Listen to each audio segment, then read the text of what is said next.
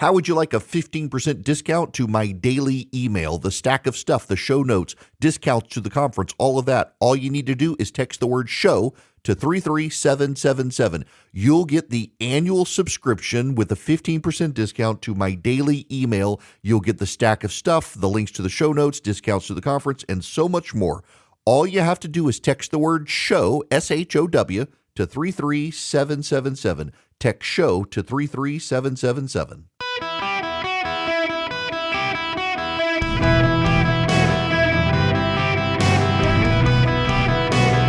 Welcome to the Eric Erickson Show podcast, Hour 3. Hello, America. Welcome. It's Eric Erickson here across the United States of America. The phone number is 877-973-7425 if you want to be on the program. If you text the word Eric, E-R-I-C-K, to 33777, you get the live stream, the podcast, the show notes. More importantly, text the word engage to the same number, 33777. Get your tickets to the gathering. We'll be closing off ticket sales at the end of the month. If you use the discount code YR, you get a pretty hefty discount to be able to come, targeting young professionals. But use the discount code YR, get your ticket. We've got an incredible lineup. Someone actually emailed me and said, why would you invite Mike Pence, given the things he said about Donald Trump? Mike Pence is a leader of the conservative movement, former vice president of the United States, a long-term friend of mine, and I, too, say critical things about Donald Trump. Doesn't mean I won't support him, but, I'm not in a group that I can't voice my own opinions and differences of opinion, and I think it'd be deeply unhealthy for us if we didn't challenge each other sometimes. Now, there's breaking news that I have to bring you. My gosh, the amount of news. A couple of weeks ago, I was lamenting a slow news cycle, and now the news will not stop coming. Hakeem Jeffries, the House Minority Leader, and Chuck Schumer, the Senate Majority Leader, have placed pressure on the Democratic National Convention to delay the party nomination process for Joe Biden. In fact, they have said that they would vehemently disagree with the party beginning their virtual roll call prior to the beginning of August in order to buy them time. They are behind the scenes working overtime to try to push Joe Biden out of the race. More Democratic polling is circulating behind the scenes showing that any Democrat would be better than Joe Biden. But there's a catch, and I find it very notable, and I need to talk to you about this. This is from Politico's Playbook this morning. There's a polling memo from Blue Labs Analytics that's trying to convince Joe Biden to step aside because the polling shows Joe Biden will lose to Donald Trump. Interviews with 15,000 voters in 7 battleground states. Here are their takeaways. Alternative Democratic candidates run ahead of President Biden by an average of 3 points across the battleground.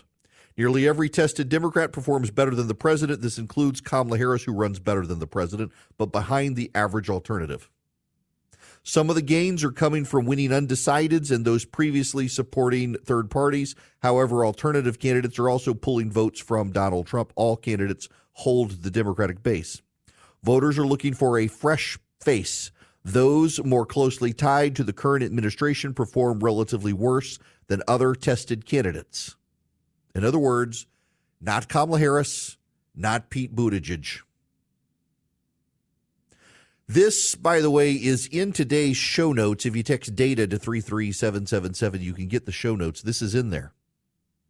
The strongest potential candidates in alphabetical order are Mark Kelly, the Arizona senator, Maryland Governor Wes Moore, Pennsylvania Governor Josh Shapiro, and Michigan Governor Gretchen Whitmer. All outpaced Biden by roughly 5 points across the battleground states. The data supports the view of James Carville and those arguing that rallying around Kamala Harris would be a big mistake. Nearly twice as many voters say delegates should nominate the best candidate over picking the next in line. The problem here is this. I suspect that is going to enrage Joe Biden, who now at this point views Kamala Harris as loyal and has largely convinced himself that if he steps aside, it must be her. If the Democrats are able to get Joe Biden out of the race, it's going to have to be with Kamala Harris more likely than not. And that's not a helpful strategy for the Democrats because she's not actually a great candidate. Joe Biden spoke last night.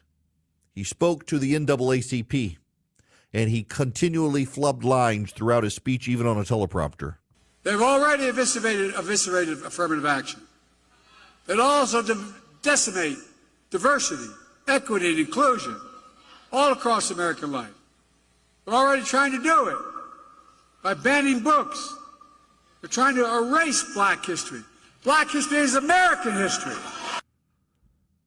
We're going to bring rents down, as I said. We're going to build 2 million affordable homes and cap rent increases of 5% a year so corporate landlords can't gouge.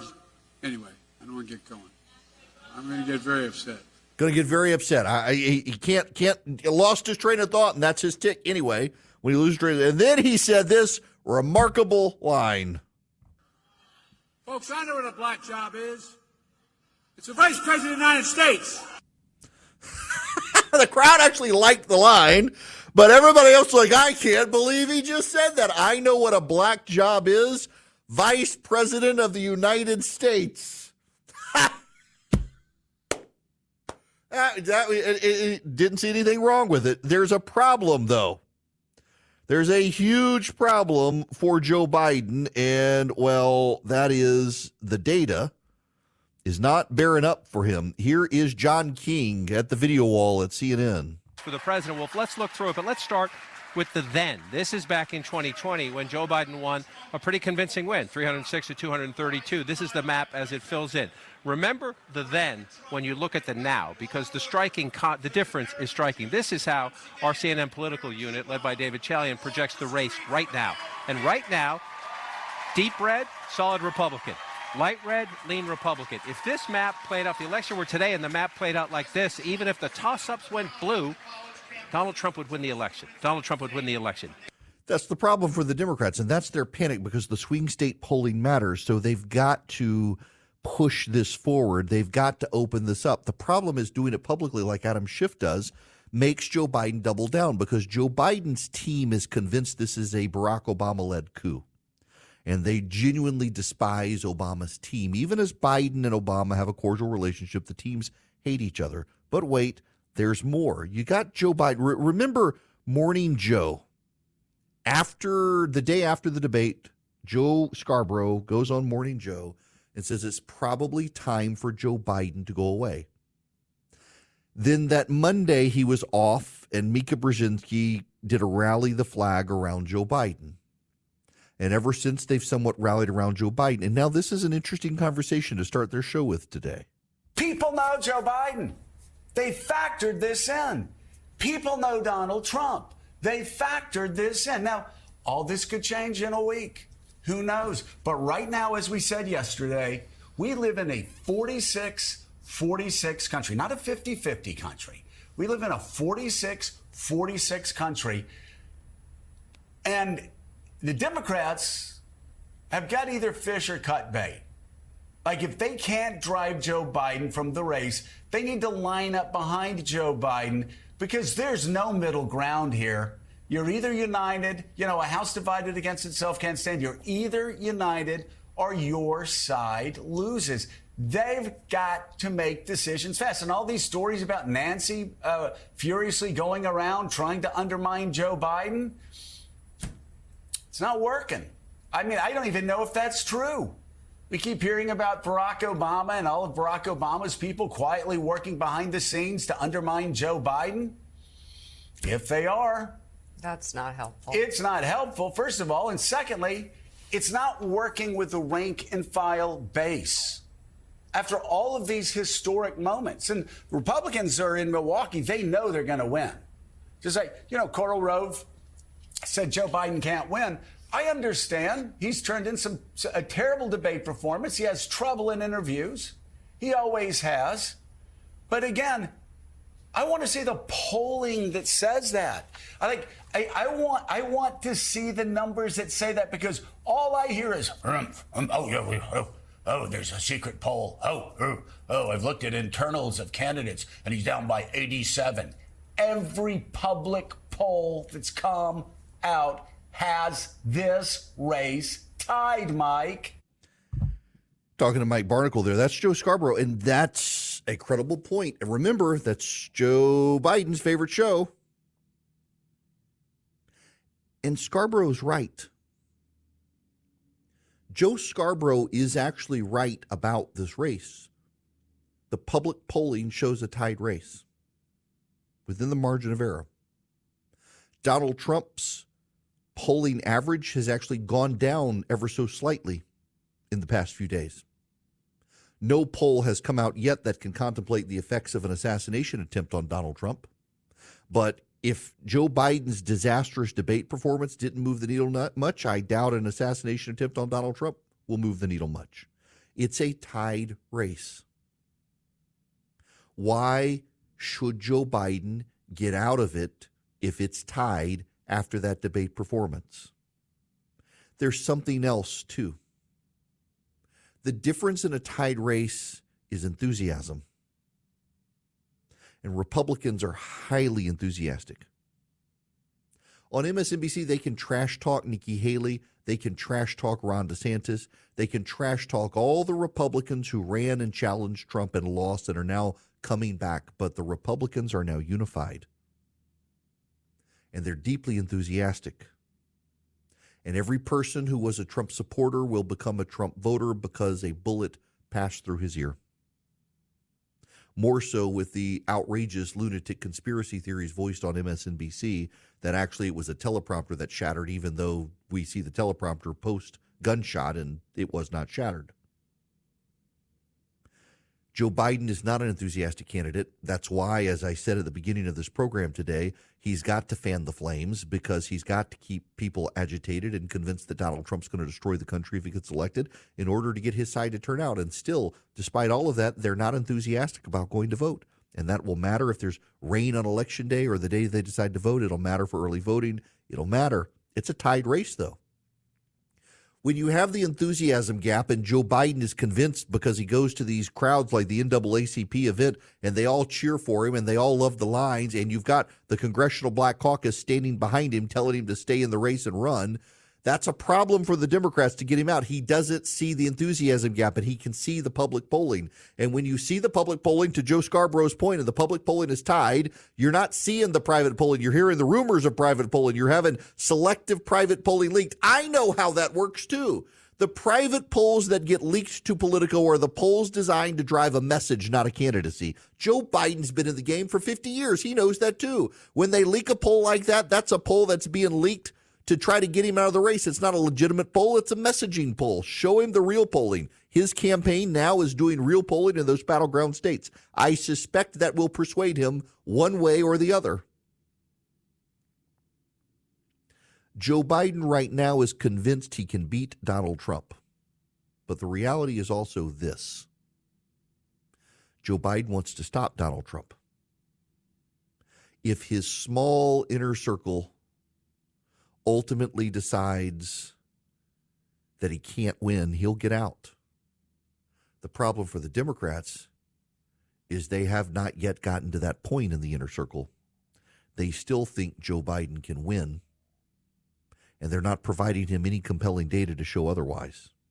And when he turns on Morning Joe, the show he watches, and here's Joe Scarborough say, all the public polling is tied. I hear about the behind-the-scenes polling, but all the public polling is tied. And the public polling wouldn't be showing a tied race if it wasn't a tied race. So show me something else. Joe Biden can listen to that and say, yeah, these guys should rally around me. Screw them. I'm staying in the race. These elites in Washington, they haven't liked me for 50 years. They haven't wanted to be president. Barack Obama's team hasn't wanted me to be president. By God, I'm going to be the president of the United States, and I'm going to run again. And Jill Biden says, Joe, we really don't want to give up the West Wing, do we? We really don't want to give up the White House staff, do we? We really like flying around in Air Force One, don't we? And he stays in the race. And the Democrats can do very little about it. Hello, my friends. Welcome. It's Eric Erickson here. The phone number, 877-973-7425. To the phones we go. Will in Jacksonville, Florida. Welcome to the show. Hey, how you doing, Eric? Good. How are you? I'm well, man. I'm just kind of looking for your expertise, and I figured you're the one that can maybe catch some of this out for me.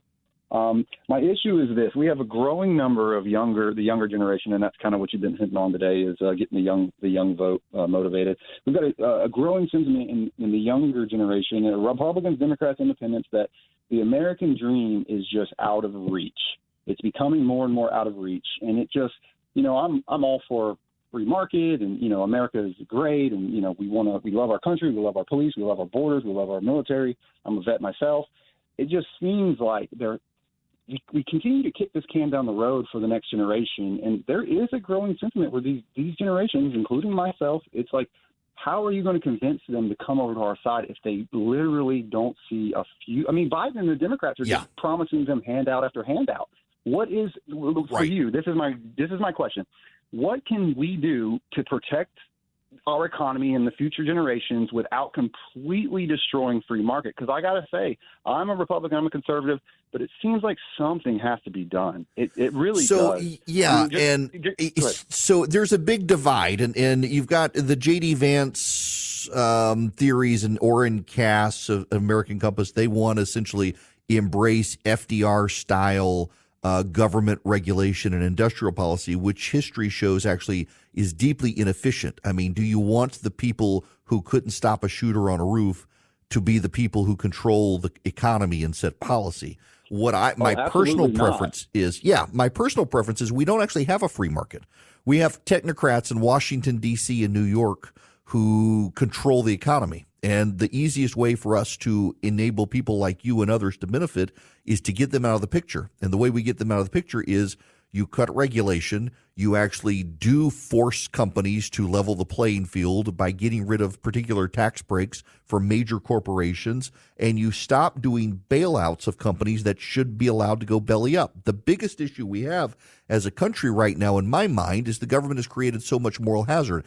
Every time a financial group on Wall Street goes belly up, the government bails them out. Every time a major American corporation like General Motors goes belly up, the government bails them out. The creative destruction of the marketplace can't happen when the government keeps bailing people out. And the creative destruction of the marketplace is an essential component of a free market. So we don't have a free market if the government keeps bailing out businesses from their bad business decisions. And you and your friends and others can't be entrepreneurial enough to pick through the pieces of the rubble to build new businesses because the government won't let you. That's the problem we have right now. In fact, we've got these banking collapses, and the government keeps bailing out these banks instead of letting the banks collapse and let the chips fall where they may. I mean, people's bank accounts are insured, but we're not doing this, and it's causing turmoil. It's why Swiss America has been warning about the secret war on cash. If you're interested in safeguarding your hard-earned cash from this war, you can get their report, The Secret War on Cash, for free. They're rated A+ by the Better Business Bureau. You can get their report. It takes less than 15 minutes to read. All you do is call or text my name, Eric, to 800-289-2646. 800-289-2646. Just mention Eric, E-R-I-C-K, if you text that number. This includes, by the way, the all-out war on cash, digital forms of currency. You can go to SwissAmerica.com/Eric as well, SwissAmerica.com/Eric, or call or text my name, Eric, to 800-289-2646. That's 800-289-2646. Get the Secret War on Cash report completely free from Swiss America. Message and data rates may apply. Hello and welcome. It's Eric Erickson here. The phone number is 877-973-7425. I want to go to Chad. Been waiting, super patient, in Kansas City, Missouri. Chad, I'm sorry you've been on hold that long. Welcome to the show. That's okay. Thank you for letting me be on. When Trump and Clinton were originally running, back in the day, I was being a driver for Uber. I picked up a college student here in Kansas City, and she was telling me she was scared of the politics going on, and she thought, and her parents were too, thinking that if Trump won, that there'd be rioting, and also they would bring back starting hanging people. Good grief. And I'm not kidding you. That's what she said. I had to tell her everything about the history of that, and that wasn't true. You know, people will believe crazy things. And you know, I'm finding that a lot of the people who they watch MSNBC and they believe so much that isn't so. And as much as I oftentimes feel like I got to deprogram people on my own side because of all the echo chamber stuff they listen to, my gosh, the left is I mean, they're literally peddling conspiracy theories about the assassination attempt on MSNBC that it was actually the teleprompter that hit Donald Trump, even though it wasn't hit. The teleprompter wasn't shattered. They believe this stuff. They believe that, like Joe Biden said, Mitt Romney would put black people back in chains, and a lot of people believed him. It's wild that they believe these sorts of conspiracy theories out there, and yet you're absolutely right, John. I know college kids who believe this sort of stuff. I know old people who believe this sort of stuff because they hear it on MSNBC or on the internet, and people should just get off the internet. I worry about the rabbit holes people go down when they spend too much time on YouTube these days and things like that. It's just wild. Joe Biden has caused another problem for himself. Jason Crow is the congressman for Colorado's 6th congressional district. He was an impeachment manager during Donald Trump's first impeachment trial, lawyer by training. He served 3 tours of duty in Iraq and Afghanistan as part of the 82nd Airborne and the 75th Ranger Regiment. He took part in the Battle of Samoa in 2003 as a platoon leader in the 82nd Airborne Division. He was awarded the Bronze Star for actions during the battle. You got that? He was awarded the Bronze Star for actions during the battle. He led a platoon of paratroopers during the invasion of Iraq. After returning from Iraq as part of the 82nd Airborne, he then joined the 75th Rangers and went back to Afghanistan as part of the Joint Special Operation Task Force, and he served along the Pakistan border. Jason Crow told Joe Biden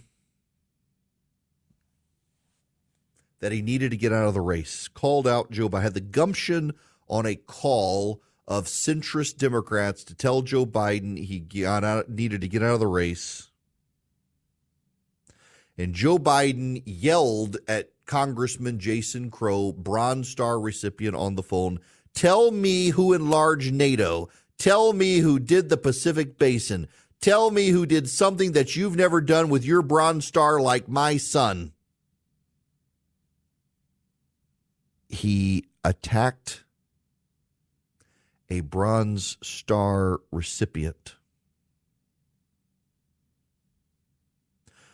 By the way, my understanding is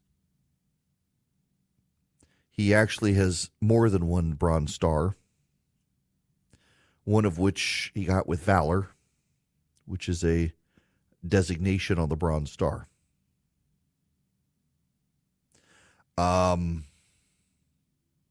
I get that Joe Biden loved Beau Biden, but to belittle someone who got a Bronze Star, multiple recipient Bronze Star with Valor in war zones, not a smart thing for Joe Biden to have done. He's not building goodwill with moderates. So what Joe Biden is doing now is he's trying to build bridges with progressives to save him. There's a reason Joe Biden in the last 48 hours has come out for rent control, even though even socialist economists say, and this, let me give you this quote again. This is from a socialist. This is a quote from a socialist, Acer Lindback, a Swedish economist and a socialist, who said, this is his quote, "In many cases, rent control appears to be the most efficient technique presently known to destroy a city, except for bombing it." That's a socialist economist. Rent control has been rejected from socialists to conservatives in economics, but Joe Biden is embracing rent control because progressive politicians like it. It exacerbates housing crises. It disincentivizes people from renting. And Joe Biden is embracing it because Bernie Sanders wants it. Joe Biden is also embracing term limits on Supreme Court justices and an ethics legislation for the Supreme Court and packing the Supreme Court, adding seats to the Supreme Court. Those are the things progressives want. What all of this tells me is that Joe Biden's not so much interested in winning the election right now as he is being the nominee. And he wants progressives and members of the Congressional Black Caucus to support him, which they're doing, by the way. Bernie Sanders came out in an op-ed just the other day after Joe Biden said he'd support 5% rates and said that it's time to unite behind Joe Biden. The dirty little secret of the Democratic Party is that Democrats know they have a problem. They're so tied to progressives that they're losing moderate and independent voters, even to someone like Donald Trump, because Donald Trump says that he'll take care of them economically, and they remember Donald Trump's administration had good economics. The result is they got to find a way to get more moderate voters. They can't get moderate voters with Joe Biden leading the Democratic Party. It's just disastrous to see that for the Democrats that are in this place, and all I can do is laugh at them because it's so obvious. It's so obvious that this is coming. And it's so obvious that disaster looms for the Democrats. Yes, absolutely right. Absolutely. It is going to be a close election, but the Republicans are thoroughly motivated and the Democrats are not. That's the problem. In a close race, turnout matters. In a close race, turnout matters. And according to Democratic donor polling, suddenly Colorado is at play, New Mexico's at play, Virginia's at play, Minnesota's at play, Maine's at play, New Hampshire's at play. That's according to internal Democratic polling. And look, suddenly it's penetrated the mainstream media. This is happening at CNN today. We have new reporting into CNN this hour showing just how tense things have gotten between a defiant Joe Biden and key members of his party. Sources tell me that the president lashed out at Congressman Jason Crow in a Saturday call with House Democrats. That happened after the Colorado moderate relayed voters' concerns about the president's vigor and strength, especially when it comes to the world stage. Biden, I'm told, got so upset with Crow's blunt assessment that at one point he said, quote, "cut that crap out," and told Crow he could walk away if he wants.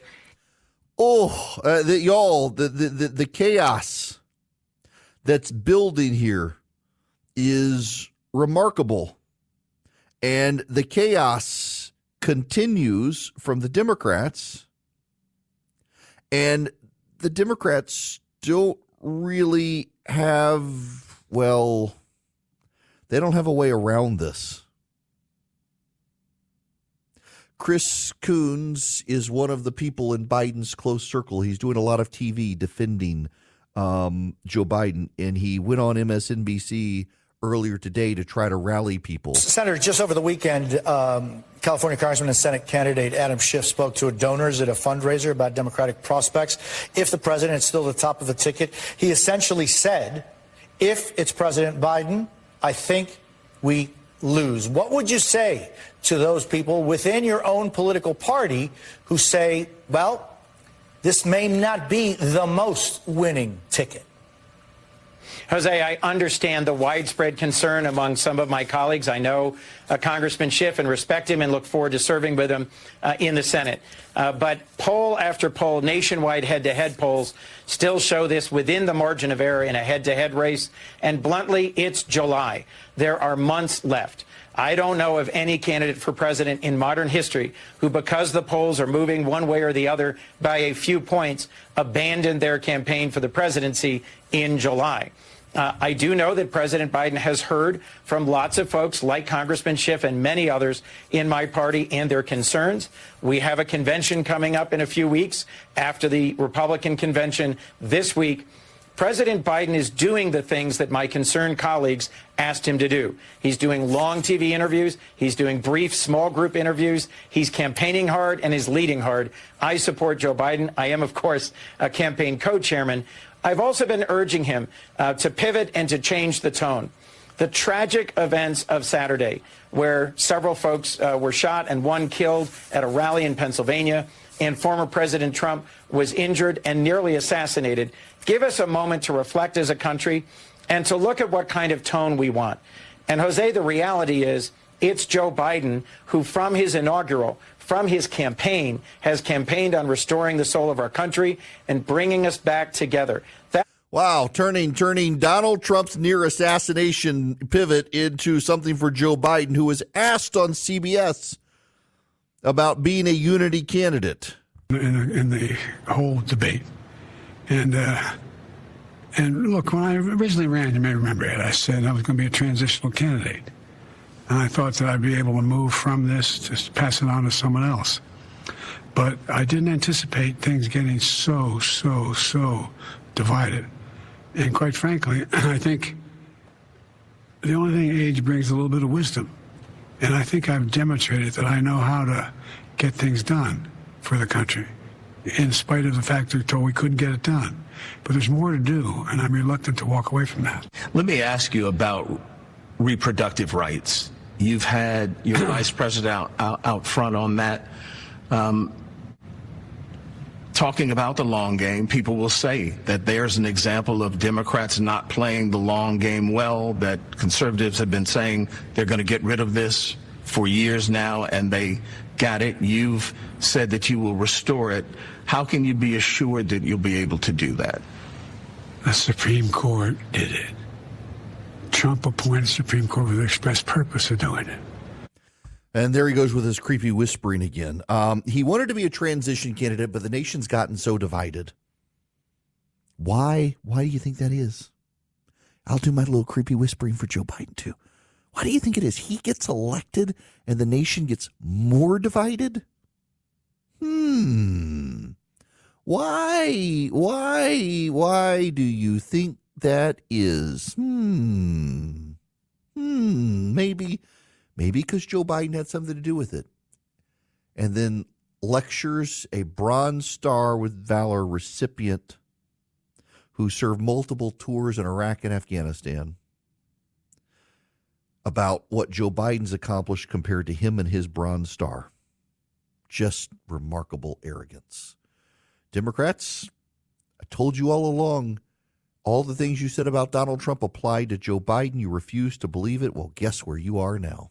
Ha, ha, ha.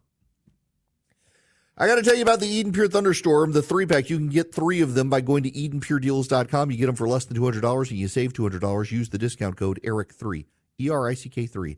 The Eden Pure Thunderstorm, it's an air purifier and it's filterless, so you don't have to buy a subscription to filters. And it uses O3 to generate odor-eating ozone that just wipes out bad odors. You got litter box odors. You got dirty diaper odors. You got dirty diapers in your house. You got little kids. You got a dog that's wet. You have cigar smoke or cigarette smoke that you got to deal with. Frying odors, musty odors. You live in an old house. The Eden Pure Thunderstorm can wipe out those odors. Got a fireplace. It'll wipe out those odors. You get 3 of them. You save $200. You get them for less than $200. So you get 1 for the living room, 1 for the basement, 1 for the upstairs attic. You get 1 for your RV, your travel bag, wherever you need them. You can hold them in your hand. They're small, very portable. Pack-a-wallop. EdenPureDeals.com. EdenPureDeals.com. The discount code, ERIC3, ERICK3.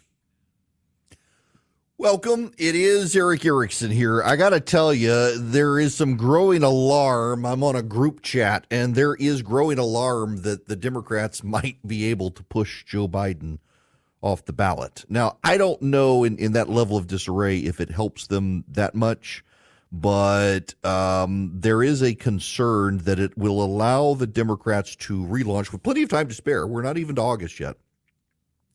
It'll allow the Democrats to relaunch a campaign with new messaging, get it off the ground, and give them something that's not Joe Biden, something to hope for. Because what concerns Republicans is behind the scenes, there is still a growing disdain for Donald Trump. His favorability rating is up post-assassination attempt, but about 65% of Americans don't actually like him. And so you reboot the Democrats with fresh faces, then, well, you might have a chance. Here's a problem, though, for the Democrats. You're already having prominent black voices in the Democratic Party say you can't ditch Kamala Harris. You're not allowed to ditch Kamala Harris if you want us to show up. And it's a fair point. You ditch Kamala Harris, you're going to have a lot of progressive activists who are black be angry with the Democratic Party for bailing on her. Who are you going to replace her with? A white person? You're going to replace Kamala Harris, who would be the nominee, with a white person. This is the problem for the Democrats, having gone so intersectional for so long. And by the way, this conversation is also why it's likely Joe Biden doesn't step aside. If he steps aside, it's most likely going to be Kamala Harris. If the Democrats find brand new people, and that's, by the way, that's what James Carville is advocating. Carville is advocating that you got to get rid of Biden Harris and give something new. They've got to win. They've got to stop Trump. It's an existential threat. Do whatever you can. Damn the torpedoes, full speed ahead. The problem is they are underestimating the rage over bypassing the first black female vice president in American history. And that's a real problem for the Democrats right now, because whether the Democrats like her or not, she's a historic candidate. Now, this is happening right now. I want to jump into this. J.D. Vance speaking for the first time as the nominee. And he's come out stronger, and the country has come out better for his service. We should be grateful to him, and I know that all of us in this room absolutely are. But, you know, it's the way that we saw that, the contrast between the lie that the media tells about President Trump and the man that all of us actually know. Of course, we saw it in really, really stark definition on Saturday. Because I'm sure that all of you had a similar reaction to me. You see the video, your friends start telling you that, oh my God, they just shot the president.